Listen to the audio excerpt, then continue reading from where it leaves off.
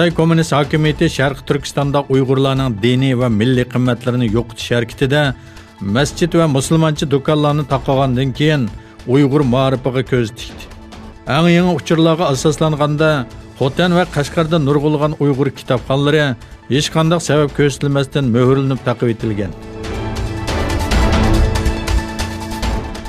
Sharq Turkistondagi xalqaroning diqqati va tanqidiga uchrayotgan jazo lagerlarida Uyg'urlardan boshqa Turkiya vatandoshlarining mubolig'i qat'iy aniqlandi. Chet el taratqularda nurg'un Turkiya fuqarosining 2 yildan ortiq vaqtdan buyon Xitoy chegarasi ichida g'oyib bo'lganligi va yig'ilish lagerga qamalganligi haqida xabarlar tarqaldi. Cumhuriyet Xalq Partiyasining Istanbul parlament a'zosi Gursal Tekin Turkiya Buyuk Millat Majlisida Tashqi ishlar ministri Mavlud Çavuşoğlu'ga xitob qilib, bu haqda bir savol tashabbus sundi.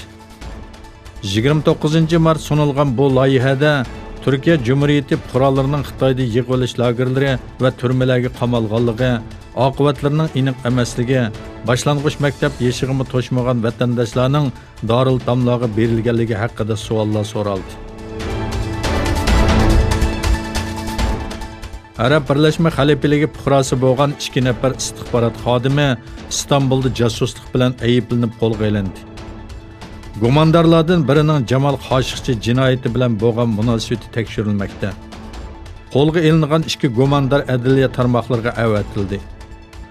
Qo'lga olingan bu 2 kishining bevosita milliy istixborot tashkilotining munosabatli kishilari tomonidan so'roq qilinganligi va ularning josuslik faoliyatlari bilan shug'ullanish uchun İstanbulda turayotganligini aytganligi bildirildi.